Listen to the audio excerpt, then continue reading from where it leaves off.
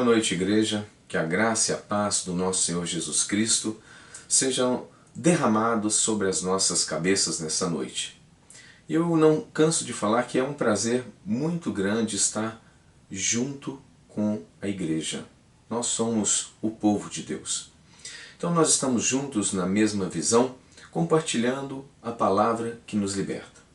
E nessa noite eu gostaria de estar, na verdade, presencialmente com vocês, mas em momento oportuno isso será possível. Então vamos aguardar o tempo certo para todas as coisas. Mas nessa noite não será a distância, não será a profundidade, não será nada que nos separará do amor de Deus. Ele, com grande amor, tem preparado mensagens, palavras que verdadeiramente tocam no nosso âmago, na nossa alma, e nos transforma em pessoas melhores. No fim de tudo, o que nós queremos? É ser transformados em pessoas perfeitas. Quanto mais perfeição, mais harmonia, mais paz, mais alegria, mais liberdade e mais justiça. E é o sonho de todos nós que somos cristãos. E nessa noite eu quero abordar a palavra chamada caos. Uma palavra tão pequena, mas que representa uma grande desgraça. Caos é uma palavra interessante. Ela mostra a total entropia de alguma coisa. Ou seja, o nível de desorganização, o nível de destruição. Caos, total destruição. Para ajudar a compreensão, eu vou até trazer assim a definição. A definição da palavra caos é uma definição simples, mas é interessante que nós saibamos exatamente o que ela significa, porque nós vamos ter a plena compreensão das Escrituras para evitar que isso aconteça no contexto das nossas vidas. Porque nós estamos vivendo num mundo que ele está multiplicando, ou melhor dizendo, aumentando o teor da entropia. Entropia é a forma de estudar o nível de desorganização, aquilo que está partindo do organizado para o desorganizado. Então nós temos visto que o mundo ele vai se degenerando, ele vai piorando, ele vai entrando em cada vez mais no caos. Mas nós cristãos temos que saber driblar essa situação. Nós precisamos viver em uma esfera, ou seja, um isolamento espiritual para que esse caos que está no mundo não passe para as nossas vidas. Então nós precisamos estar atentos. E para isso as Escrituras vão nos mostrar exatamente como nós devemos proceder neste mundo caótico, neste mundo onde o certo tem se tornado errado e o errado tem se tornado certo. A inversão de valores ela tem então sido uma estratégia para a destruição de todas as nações do mundo. Só que as pessoas não percebem, as pessoas vão perdendo a consciência dos parâmetros que trazem a harmonia e a paz. Começando então, eu quero que todos vocês abram comigo as Escrituras no livro de Gênesis, no capítulo de número 1, no versículo de número 31. Então Gênesis 1, 31. Diz assim as Escrituras: Então Deus contemplou toda a obra da sua criação. E eis que tudo era muito bom. Houve assim a tarde e a manhã. Esse foi o sexto dia. O que eu quero que vocês venham focar neste versículo é o que está exatamente no meio dele. É o momento então que Deus diz: e eis que tudo era muito bom. Esta observação nós devemos estar atentos, porque ela está mostrando exatamente que o que Deus havia criado não tem nada a ver com aquilo que nós estamos vendo hoje no mundo. Não vou dizer vivendo, porque eu não quero trazer essa palavra em hipótese alguma, nem para a minha vida e nem para a vida de vocês. Mas isso que nós estamos contemplando, o que nós andamos vendo, né? Então nós percebemos que existe uma realidade totalmente diferente da realidade que Deus projetou, preparou e criou para que nós vivêssemos nela. Dando continuidade, eu quero que vocês deem um salto. Nós vamos então para o capítulo 2 de Gênesis, a partir do versículo de número 2.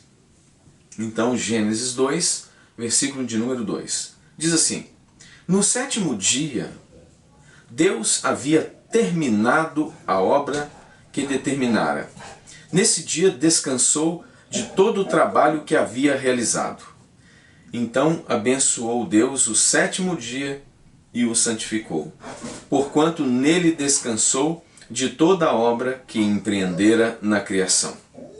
O que chama atenção neste momento aqui, nestes dois versículos aqui, o versículo de número 2 e o versículo de número 3, é que Deus havia terminado a obra que determinara e nesse dia descansou de todo o trabalho que havia realizado. Então, abençoou Deus o sétimo dia e o santificou, porque nele descansou de toda a obra que empreendera na criação. Então, no sétimo dia, Deus santificou esse dia e determinou o dia do descanso. E interessante que nós sabemos que Deus não precisa de descanso, mas Ele determinou um dia de descanso. Esse descanso que Deus está dizendo aqui não é o descanso da fadiga, mas é o descanso do prazer. O momento em que se para, o momento que se contempla a obra que havia criado, o momento em que ele tem prazer em estar com o fruto da sua criação. Então esse é o descanso de Deus, no sétimo dia. Então ali ele está de forma contemplativa, está ali observando tudo o que havia criado com grande prazer e com grande alegria. E ele passa então um mandamento para que esse dia, cujo nome foi atribuído sábado, fosse o descanso do ser humano. Por isso nós podemos observar que a semana tem 7 dias e normalmente nós descansamos um dia por semana. Normalmente, isso não é uma regra. Mas o interessante é que tudo que está escrito tem um fundamento lógico. Para nós é necessário que haja o sétimo dia do descanso. Quando nós observamos, se um ser humano trabalhar de segunda a segunda e ele não tiver descanso, ele não tiver tempo para a família, ele trabalhar continuamente, ficar então de uma forma contínua no trabalho, nos seus afazeres, então ele pode adquirir vários tipos de doenças. E fora também que ele pode perder a família, porque ele está descartando o tempo. O sétimo dia, ele deve ser respeitado. Claro que se houver algum imprevisto que não pôde se fazer, mas isso é algo esporádico, ainda é plausível aceitar. Mas se é uma continuidade, trabalho em cima de trabalho, não há descanso, então nós entramos no estresse, nós podemos desenvolver doenças psicossomáticas, dores de cabeça terrível, nós podemos começar a sofrer porque nós não temos pausado. Então a nossa vida começa a tornar-se um caos. A terra, por exemplo, quando nós plantamos, nós somos então levados a trabalhar com a agricultura.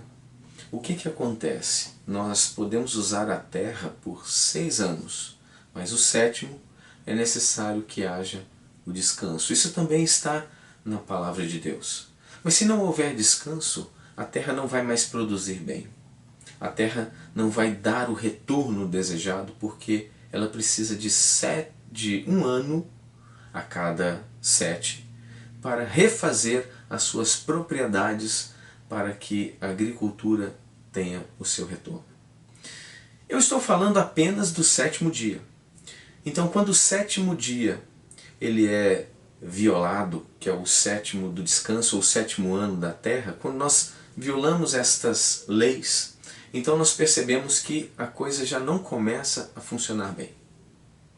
Eu, por exemplo, eu tenho preservado, eu me esforço para que no domingo eu vou então fazer uma corrida, eu vou fazer coisas que me dão relaxamento, que me dão descanso. Eu quero sair com a minha família, eu quero fazer passeios, eu quero descansar. Então, isso para nós é restaurador e é renovador. Isso está dentro da palavra. Nós temos que ter descanso. Não podemos viver fazendo atividades constantemente sem descanso. Isso gera estresse e gera destruição, o caos da família. O que nós percebemos na palavra de Deus é que o simples fato da violação dos seus princípios traz para nós consequências terríveis. Então o caos, eu vejo que ele está diretamente ligado ao desalinhamento com as Escrituras. Isso que eu estou dizendo aqui do descanso é simplesmente um detalhe que nós não observamos. Quantas vezes eu trabalhei emendando ali de segunda a segunda, mas a semana não rende, eu fico exausto, cansado, dá dor de cabeça, dor no corpo e tal. Enfim, eu luto para esforçar, ou melhor dizendo, eu luto esforçando para que eu tenha o descanso. São coisas que a gente vai aprendendo no decorrer da experiência, através do conhecimento das Escrituras. A gente vai sendo liberto de coisas que produzem dor, que produzem destruição. Coisas simples, que nós temos que lutar, que nós temos que esforçar para conquistar estas bênçãos. Então, o reino de Deus é tomado por esforço. É necessário que a gente venha empregar uma certa energia para que isso aconteça nas nossas vidas. Continuando aqui o nosso estudo em cima da palavra de Deus, nós vamos então para o livro de Isaías, no capítulo de número 1, versículo de número 19 e 20. Então, Isaías 1, 19 e 20.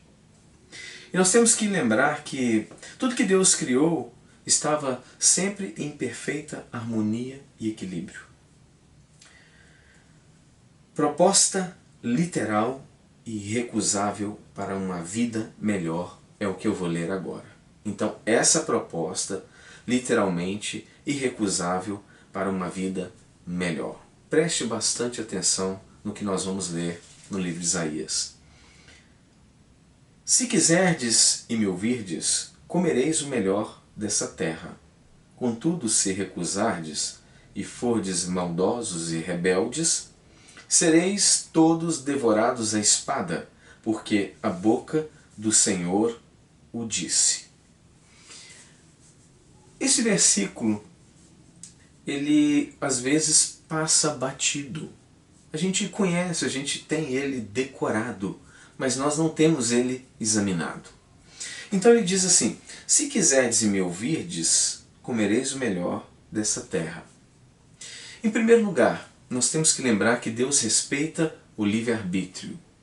E ele diz assim, se é uma expressão da oração condicional, ou seja, quando você tem uma frase e ela carrega o se, significa que ela depende da condição. Então, se quiserdes, é uma condição. Se não quiserdes, é outra condição. Então, depende do que eu vou escolher. Aí ele diz, se quiserdes e me ouvirdes, comereis o melhor dessa terra. Então, nós temos aqui a expressão ouvirdes. Nós precisamos ouvir. Nós precisamos escutar. Mas não é somente ouvir de qualquer forma. Nós precisamos ouvir e deixar com que a palavra entre nos nossos corações, no nosso entendimento. Quando isso acontece, nós então somos levados ao alinhamento com as Escrituras. E automaticamente funciona como uma equação. Dependendo dos dados que você entra na equação, você vai alterar o resultado. Se você colocar dados positivos, você vai gerar ali um resultado positivo. Se você entrar com dados às vezes negativos, você vai gerar um resultado negativo. Então, o que nós aprendemos aqui? É que nós precisamos deixar entrar nas nossas vidas a palavra, para que ela proporcione um alinhamento com as Escrituras. E automaticamente o caos será dissolvido da nossa atmosfera individual, espiritual em Cristo.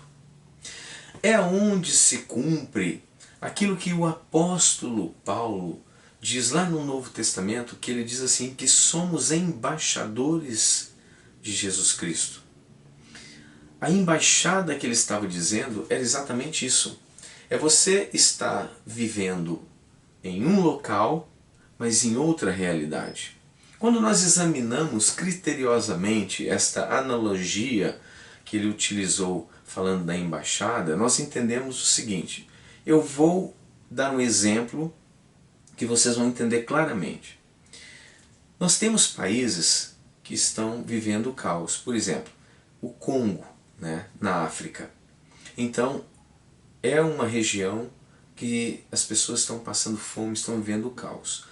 Se eu instalo, por exemplo, uma embaixada canadense no Congo, as pessoas que estão trabalhando para o Canadá, elas não sofrem aquela situação, aquela atmosfera do caos do Congo, porque eles estão vivendo a realidade do Canadá. Como que funciona isso? A alimentação vem do Canadá e eles vão receber em embalagens esterilizadas, lacradas e às vezes até a vácuo, para que não haja contaminação. A situação financeira, eles vão receber o salário segundo a realidade do Canadá e não do Congo. Se houver alguma contaminação, uma epidemia, um ebola, algo grave, eles vão estar em um isolamento onde aquela contaminação não vai passar para eles, porque eles têm então condições de construir um lacre de atmosfera, ou seja, eles vão viver um isolamento para não ser contaminado, como se fosse uma bolha.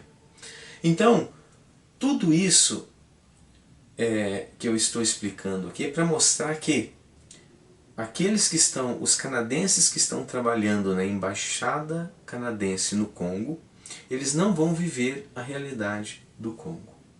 E é exatamente isso que Deus está nos mostrando essa noite. Que apesar dos noticiários da televisão estarem anunciando coisas terríveis, apesar que os nossos olhos às vezes contemplam coisas nas ruas e nós podemos ver e são terríveis, nós não fazemos parte desta realidade, porque nós fomos comprados, nós fomos pagos por um alto preço. Alguém muito importante, o mais importante do universo, para ser mais preciso, ele morreu em nosso lugar e ressuscitou. E nós morremos com ele e ressuscitamos nova criatura com ele. Então, quando nós ressuscitamos com ele, nós nos tornamos embaixadores de Jesus Cristo. Através do pleno conhecimento da verdade, nós podemos então mudar o nosso estado de consciência para termos a ciência de que somos libertos de toda a atmosfera mundana.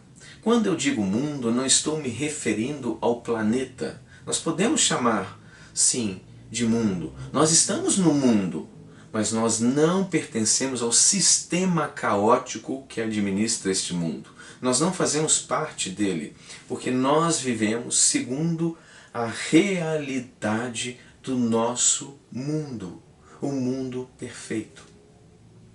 Quanto mais nós temos a consciência acerca da palavra de Deus, dos seus ensinamentos, das suas revelações, dos desdobramentos dos seus versículos ali na Escritura, quanto mais nós temos a consciência disso, mais nós somos isolados dessa atmosfera caótica.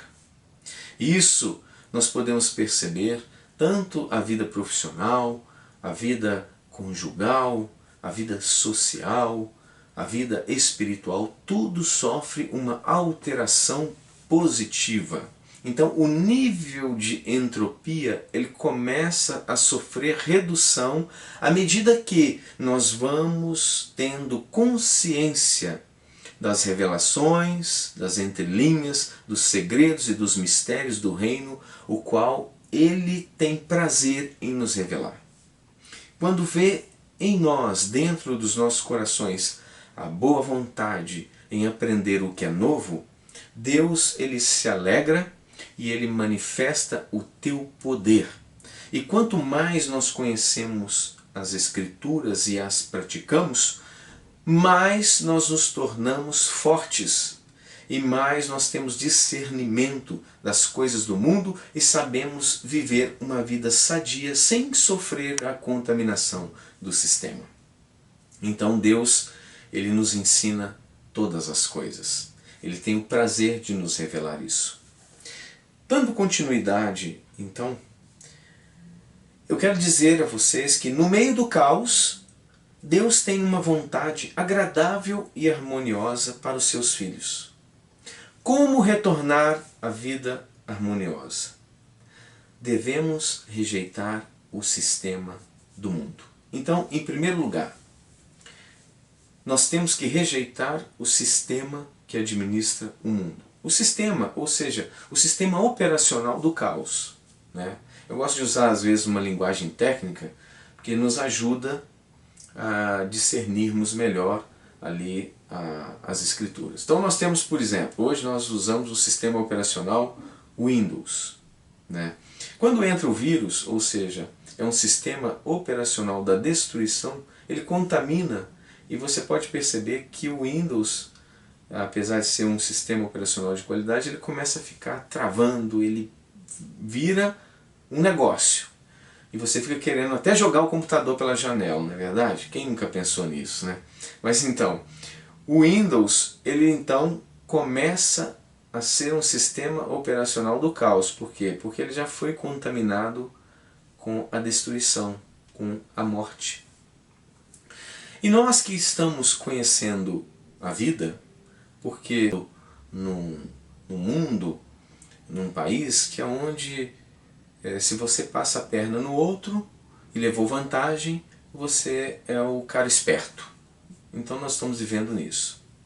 Nós estamos vivendo também num mundo que quem tem dinheiro tem tudo, não precisa de mais nada, está feito, está realizado na vida. Nós vivemos num mundo que o Senhor Jesus é simplesmente um personagem da história, mas não tem importância nenhuma. Isso também você está vivendo essa imersão. Mas como então eu vou retornar a esta vida harmoniosa?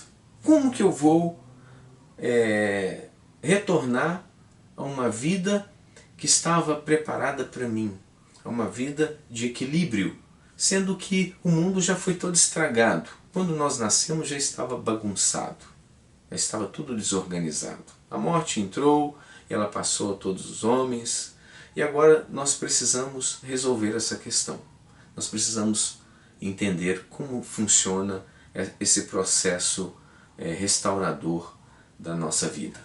Então nós vamos agora ler no livro de Romanos, no capítulo 12, versículo de número 2, um antídoto, porque isso vai trazer de volta o equilíbrio, vai te ensinar como você vai viver neste mundo tenebroso, cheio de problema, Porque a oração sacerdotal, quando Jesus fez a oração sacerdotal, ela está totalmente relatada no Evangelho de João.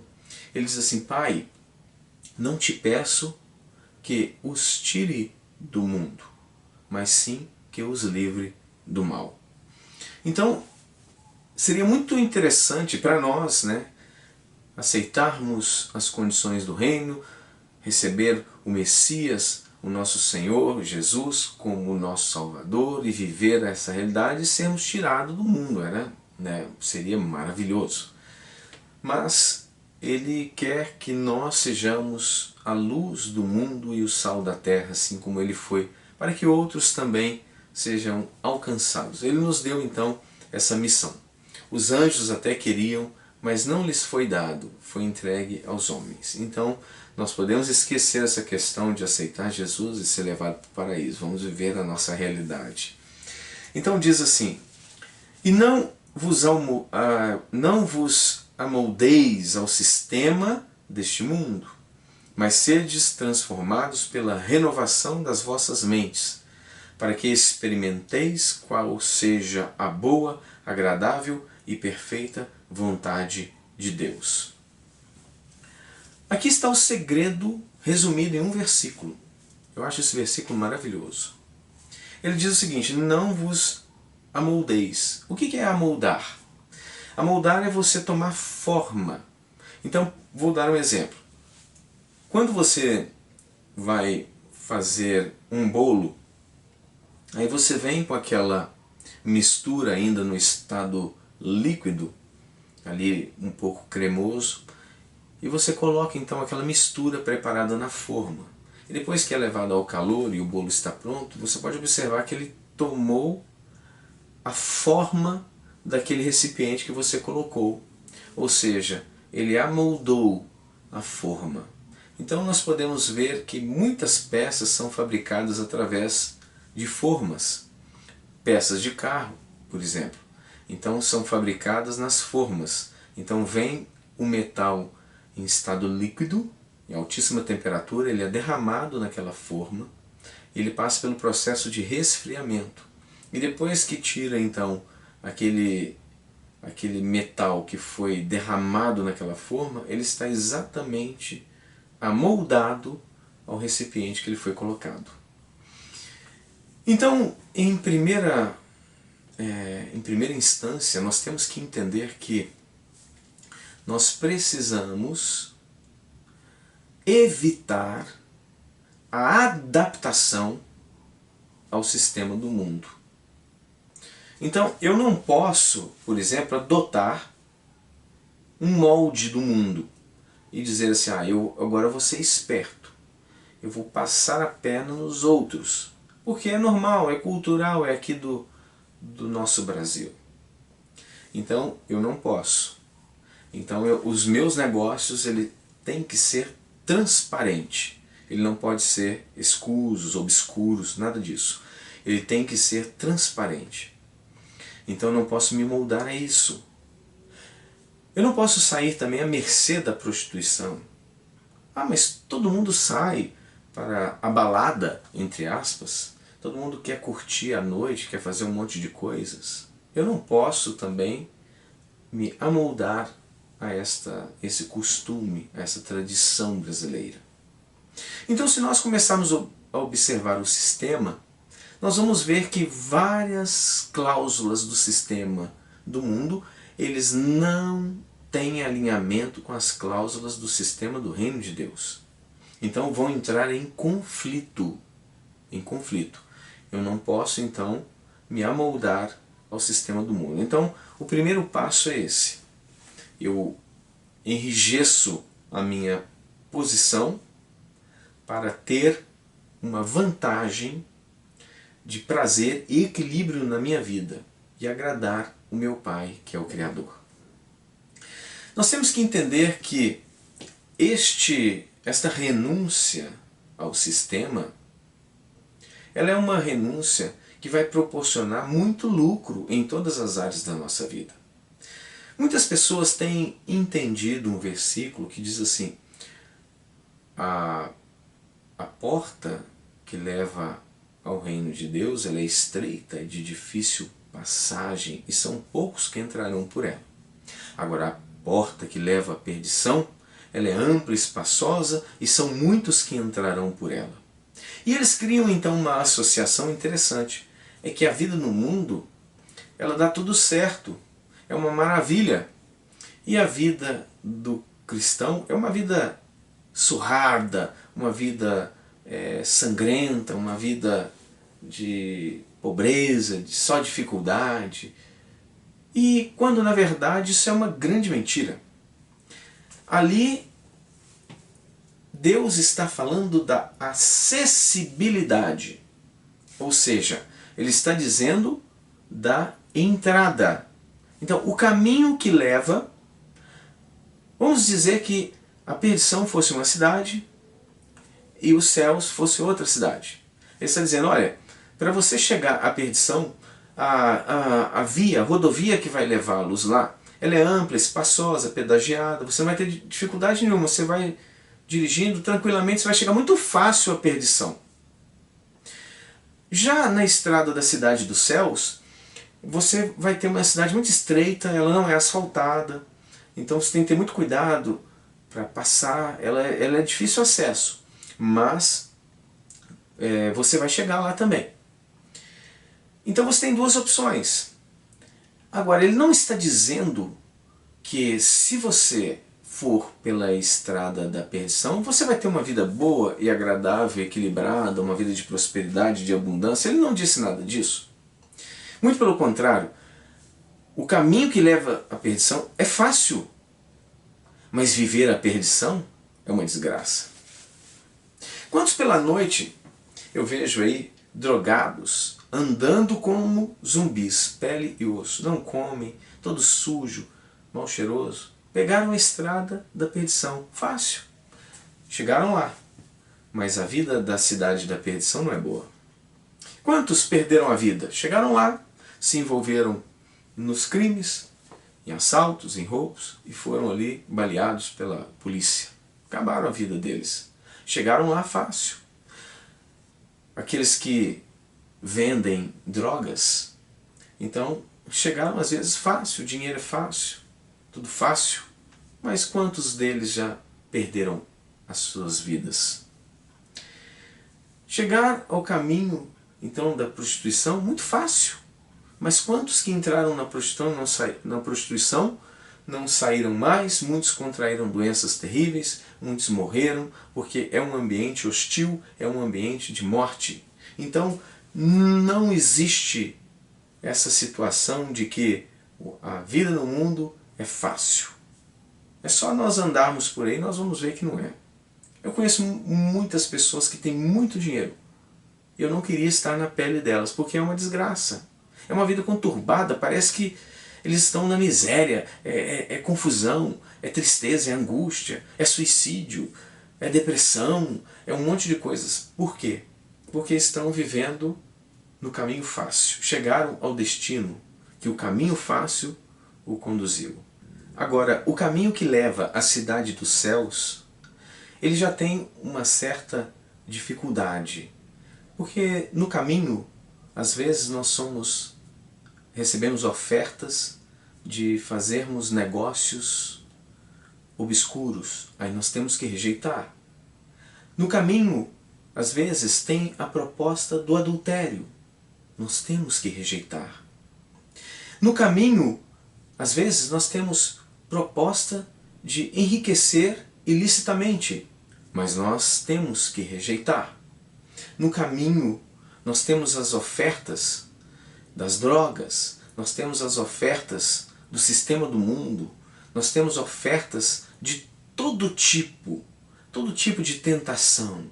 Esta é a dificuldade, a acessibilidade à cidade dos céus. Mas nós vamos rejeitando estas coisas do sistema do mundo e nós chegamos lá. Então, eu quero lhe dizer que a acessibilidade, ela pode ser difícil. Às vezes nós recebemos provocações, mas nós não vamos sair ali e agredir a pessoa que nos provocou. Nós somos, às vezes, vítimas de de muitas propostas, mas nós não devemos aceitar nenhuma delas. Esta é a dificuldade. A acessibilidade à cidade dos céus tem esses problemas, essa dificuldade. Mas a vida na cidade dos céus é diferente. A vida na cidade dos céus ela é assim. Quando você vai pedir a Deus alguma coisa, antes que você termine a oração, Ele já te respondeu. A vida lá na cidade dos céus, Ele garante prosperidade ainda que você esteja numa terra árida, onde não tem recursos. Para você tem recursos, porque afinal de contas você é um embaixador ou uma embaixadora de Cristo. Lá na cidade dos céus, você tem paz. A tua casa não estará no caos, na destruição, porque você vive debaixo da circunstância do reino que lhe fez essa proposta.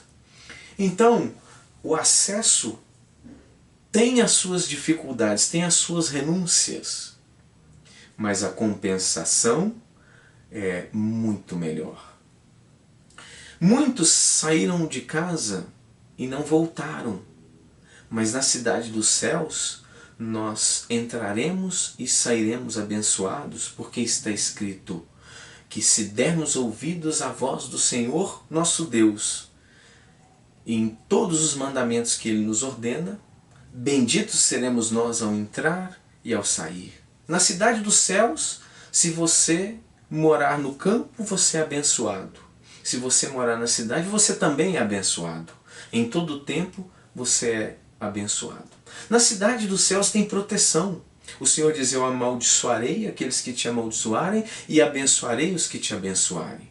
Na cidade dos céus tem também o transbordamento dos celeiros atulhados com toda sorte de provisões. Lá do Salmo de número 144. Então, estas são as vantagens da cidade dos céus. A acessibilidade às vezes pode ser, ou melhor dizendo, é mais difícil, mas a recompensa é gratificante. Já na cidade da perdição, a acessibilidade é tranquila, dá para chegar lá, não tem quase problema, não é fácil chegar lá.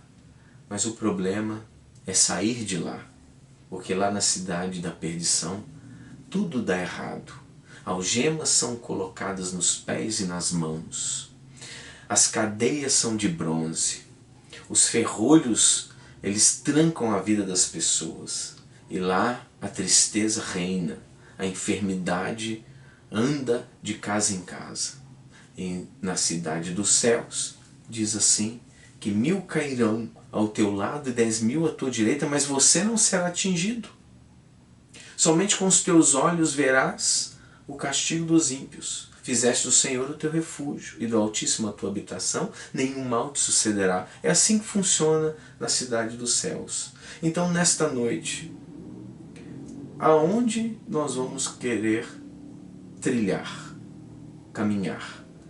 Na estrada que nos leva à perdição ou na estrada estreita que nos leva à salvação? Esta é uma analogia que nós devemos sempre pensar. As compensações do reino nos trazem equilíbrio de volta, nos traz a paz, porque nós estamos vivendo segundo a circunstância dos céus. Eu quero que vocês abram comigo agora na segunda carta de Paulo aos Coríntios, no capítulo 4, versículo de número 4. Então, 2 Coríntios, capítulo 4, versículo de número 4. Aqui diz assim, mas antes eu quero até ler um comentário que eu coloquei aqui antes.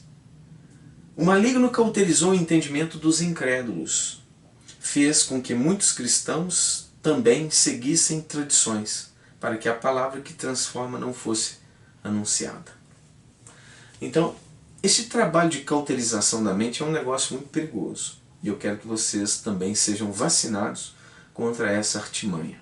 Veja bem, segundo os Coríntios diz assim, o Deus desta presente era perversa cegou o entendimento dos descrentes, a fim de que não vejam a luz do Evangelho da glória de Cristo, que é a imagem de Deus. Então, nesta era perversa, ou seja, nesse tempo de perversidade, nesse tempo de destruição, houve uma cauterização mental. Por que que isso acontece? A cauterização mental, ela se dá na vida dos incrédulos através das repetições. Através das repetições culturais, através dos filmes, através das reportagens, sempre mostrando e dizendo a mesma coisa. Quando nós começamos, por exemplo, nas escolas, a primeira estratégia que vem para cauterizar nossa mente começa lá atrás, de forma sutil. Nós vamos entender agora como que o homem veio existir. Aí eles anunciam aquele ancestral comum. Aquele homem que tinha a semelhança do macaco, e ali ele foi desenvolvendo até ganhar a postura ereta, e ali ele se desenvolveu e chegamos nós aqui. Então ali você já recebe uma repetição de que o homem é fruto do acaso, ou seja, a teoria da evolução. Como que isso ocorre? Lá estava o nada explodiu e aqui estamos nós. Então é um absurdo. Diz o cientista Adalto Lourenço que é uma proposta religiosa, também tem que ter fé para acreditar nisso. Era algo mais ou menos com 1 centímetro cúbico e explodiu e todo o universo veio existir. Então essa é a proposta. Mas com a repetição, você vai observar que muitas pessoas acreditam na teoria da evolução. Então primeiro ali começou, então explodiu, veio o universo, depois ali o oceano primitivo, umas partículas, polipeptídeos foram se chocando e formando, ali criou o primeiro organismo, como se fosse uma ameba, e ela foi reconhecendo que precisava desenvolver, e nasceram então as patinhas, depois uma cauda, começou a nadar, depois ela saiu da água e resolveu então desenvolver pulmões para poder respirar o ar, então ela podia nadar na água e ela podia andar então na superfície. E ali foi contando aquela história que, meu Deus, dá até nojo. Mas enfim, eles sempre tentam provar que a teoria da criação é nula, mas a teoria da geração espontânea é que é a verdadeira. Utilizam recursos de fósseis que não têm nada a ver, e debaixo de fraudes, então tramam esta repetição. E quanto mais as pessoas escutam isso, mais elas acreditam nisso. Então, todas aquelas descobertas arqueológicas, a Lucy era simplesmente um orangotango, e eles disseram que era o elo perdido, a ligação entre o homem e o ancestral comum, o homem de Tomai, o homem de Pequim, Ramapithecus, todos aqueles, o homem de Java, todos aqueles fósseis eram na verdade fraudes, porque não tinha nada a ver. E que é o Neandertal, um fóssil que eles acharam, também aplicaram a fraude em cima deles. Eles acharam lá um homem com a caixa craniana reduzida, expressões rudimentares, manuseio de ferramentas rudimentares, encontrado na savana africana. Então, aqui está a prova que existe a teoria da evolução. Olha o crânio dele como era reduzido, olha o jeito que ele ficava. Aí então descobriram que aquele fóssil, na verdade, era de um homem que tinha a enfermidade chamada microcefalia. Microcefalia produz o que? Expressões rudimentares no rosto e a caixa craniana reduzida. E depois foi comprovado, lá em Manaus, tem também um homem que tem microcefalia, a caixa craniana reduzida, expressões rudimentares, manuseios de ferramentas rudimentares, savana brasileira, tem CPF e recebe aposentadoria do governo. Então, quer dizer, tudo isso é uma tentativa de causar repetições para a cauterização da mente, Porque quando vier informação diferente, já está gravado no subconsciente, o subconsciente não vai aceitar aquela nova realidade, a não ser que a pessoa tenha a boa vontade de fazer o retrabalho da mudança da programação, a reprogramação mental tão falada pelo apóstolo Paulo. Que nós não devemos amoldar esse sistema, nós devemos passar então pela renovação da nossa mente para compreendermos qual é a perfeita e agradável vontade de Deus. Então essas informações todas são absurdas, elas têm esse propósito. Qual é o propósito? A cauterização. Então o Deus desta era perversa, ele proporciona, ele inspira, ele dá essas ideias aos homens com o seguinte propósito: quanto mais eles se envolverem nas repetições do Deus dessa era perversa, mais a mente vai ficar cauterizada. E eles vão então rejeitar a palavra de Deus. Mas Deus, sendo rico em misericórdia, por causa do grande amor com que nos amou, estando nós mortos em nossos delitos e pecados, nos deu vida juntamente com Cristo. Porque o poder da salvação é muito supremo, ele é muito soberano e superior ao Deus dessa era perversa. Mas essa é a estratégia, nós precisamos conhecê-la para não cairmos nela. Ou seja, tudo aquilo que está na nossa mente, que nós aprendemos, que teve repetições, tem atrapalhado o nosso desempenho com Cristo. Quanto mais nós recebermos informações novas acerca do reino de Deus, mais a nossa mente vai ser purificada, trabalhada, e nós vamos ter uma vida equilibrada e vamos desmembrar, ou seja, nós não vamos mais fazer parte da membresia do caos. Nós vamos agora ser membros do corpo de Cristo. Quando a humanidade se afasta das leis que regem o equilíbrio e a vida, o caos ganha lugar. Isso é claro. Eu quero falar dessa passagem aqui no livro de Isaías para vocês terem uma noção do perigo que é a desinformação ou a informação das coisas do mundo. Olha o que diz aqui em Isaías 5,13. Então nós vamos ver Isaías 5, 13 e 14. Olha que interessante. Portanto, o meu povo será levado cativo ao exílio, por falta de sabedoria. Os seus nobres passarão fome, e as multidões se secará de sede. Por esse motivo, o Sheol, a sepultura, aumentou o seu apetite, e escancara a sua boca. A morte levará para o seu interior todo o esplendor da cidade e a sua riqueza, a agitação das pessoas, do comércio e todos quantos nesse meio se divertiam. Viu como é que acaba tudo? O comércio sofre, as multidões secam de sede e a nobreza passa fome. Por quê? Por causa de um detalhe: por falta de sabedoria. Como que nós podemos adquirir a sabedoria para não retornarmos ao caos? Para que o nosso comércio, para que a nossa vida profissional, para que todas as áreas da nossa vida não venha murchar, não venha secar. O que nós precisamos fazer? Aqui está dizendo a falta de sabedoria é a causa de tudo. Então como eu adquiro a sabedoria? Então, no livro de Tiago diz assim: se alguém necessita de sabedoria, peça a Deus, que a todos dá liberalmente, e nada lhes impropera. Então, quando nós pedimos sabedoria, nós recebemos. E quando nós temos a sabedoria, nós discernimos e compreendemos as Escrituras. Aí está o segredo. Sabedoria e conhecimento andam de mãos dadas e são uma potência nas nossas vidas. Então, não esqueça, você tem que pedir sabedoria. E como que eu peço? Eu peço assim, crendo que eu já recebi. Então como que eu faço isso? Eu sou sábio.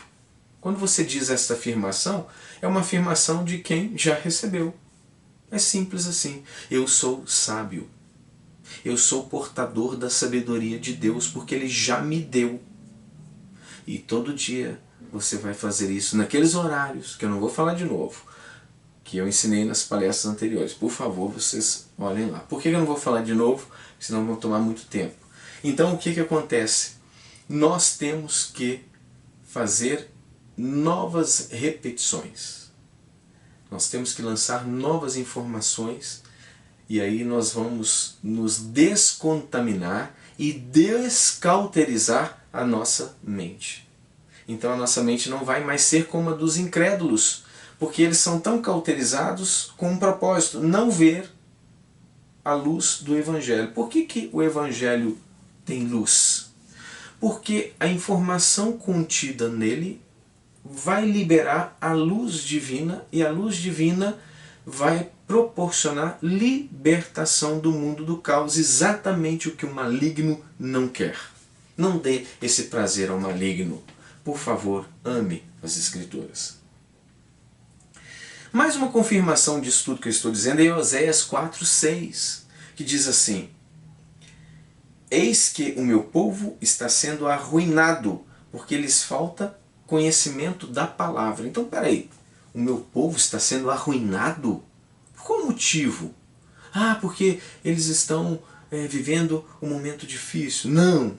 Ah, é porque eles estão em uma situação desconfortável devido a doenças, devido à pobreza, devido a várias coisas. Não. É por falta do conhecimento da palavra é que vem a ruína sobre o homem. Então veja bem, o meu povo está sendo arruinado porque lhes falta o conhecimento da palavra. Porquanto fostes negligentes no ensino, eu também vos rejeitarei, a fim de que não mais sejais sacerdotes diante de mim, visto que vos esquecerdes da Torá, ou seja, da lei, do teu Elohim, do teu Deus. Eis que eu também ignorarei os vossos filhos. Então, tudo isso, todo esse caos que está entrando aqui, é por falta do conhecimento da palavra. Aí talvez você esteja pensando, meu Deus, é isso mesmo? É, Oséias, capítulo 4, versículo de número 6. E se você não estiver satisfeito, pode ir no Novo Testamento, e que você vai ver o nosso amado Messias dizendo, errais! Como? Não conhecendo as Escrituras e nem o poder de Deus. Então nós temos que ter este conhecimento. Quanto mais temos conhecimento de Deus, mais o caos se distancia de nós, porque nós nos transformamos em uma consciência iluminada, a luz do mundo e o sal da terra, cheio de poder, o poder que expulsa, que afasta e que nos isola do caos. Então esta é a mensagem que Deus está trazendo esta noite. Nós vamos ter que continuar na próxima palestra, porque eu estou vendo que já estamos muito avançados e não é muito legal passar muita informação. Eu sempre tenho dito isso, porque senão você não aprende, fica muita coisa, e depois quando eu chego no final, aí se eu te perguntar, você lembra lá no início? O que foi mesmo? Então, por isso não é legal. É preferível a gente ir paulatinamente dentro de uma velocidade. Eu acho que eu já até falei demais. Então nessa noite nós vamos finalizar aqui a nossa palestra, mas vai meditando em tudo que foi falado, porque eu tenho certeza que sua vida nunca mais vai ser a mesma. Já não tem sido, eu tenho certeza que vocês têm sido abençoados, porque é a palavra, não sou eu. Eu sou beneficiado, como vocês. A palavra me abençoa e abençoa vocês também. E quando vocês falarem dela para outros, vai abençoar os outros que vocês falarem. E assim nós vamos passando luz para aqueles que estão em trevas.